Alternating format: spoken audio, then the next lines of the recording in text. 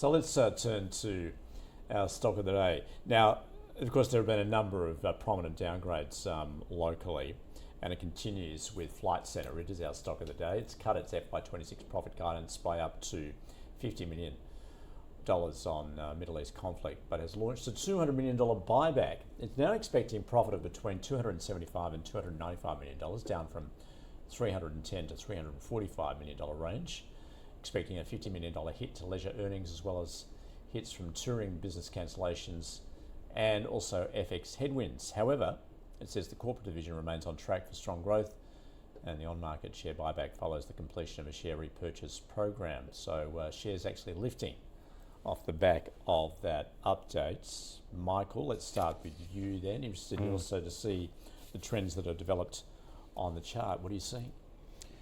Yeah, look, I mean, it's usually a bit of a tell when you, I guess, get an announcement from a company that at face value doesn't look great, but the share price pops. So it does tell us that the market was expecting potentially a worse impact from what's been happening overseas. Obviously, the buyback helps. So, look, I think in the short term, you may see the shares lift higher, but I am still wary of the negatives in that sector, and that's clearly, consumer confidence is still very low. We've got a lot of sort of issues here domestically with the economy and purchasing power.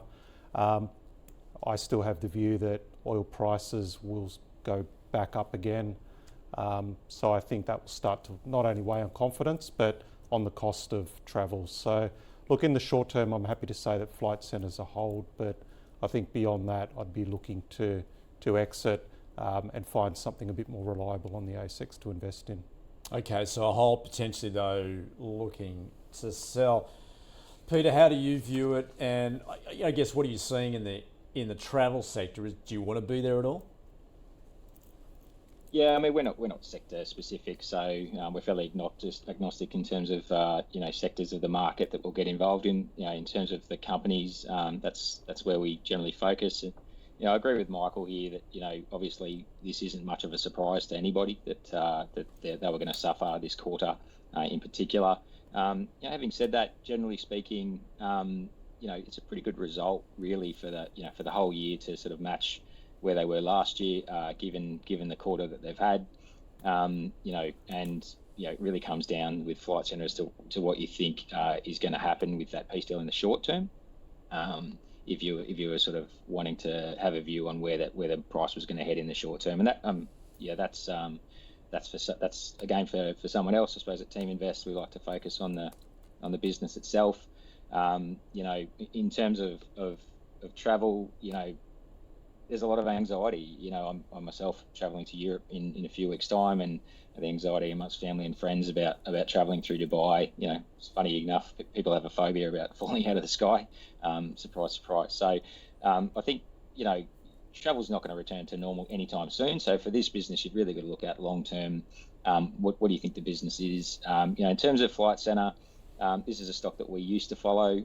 It hasn't passed our filters more recently.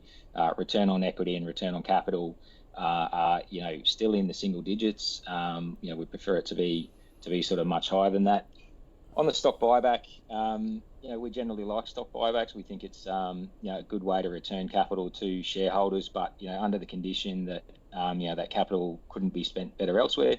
So sometimes it's a marker that there's a lack of other opportunities to invest in, but also that it's done at a sensible PE. The current PE of Flight Centre at sort of 24 times. It's not demanding, but it's not cheap either. So, be hoping they weren't going to put too much of that $200 million of work, too quickly. They need to be price conscious when they're buying back shares like that. Look, peace will return and travel will go back to sort of normal. If I take the announcement before, as I said, return on equity, return on capital is still, they're not back to pre-COVID levels. Hence, they don't sort of pass our metrics. If they continue to improve, and they have done pretty well over the last few years, then it could be a future potential wealth winner. For now, I'd say if you already own it, it'd be a hold. All right, double hold then for our stock of the day, Flight Centre.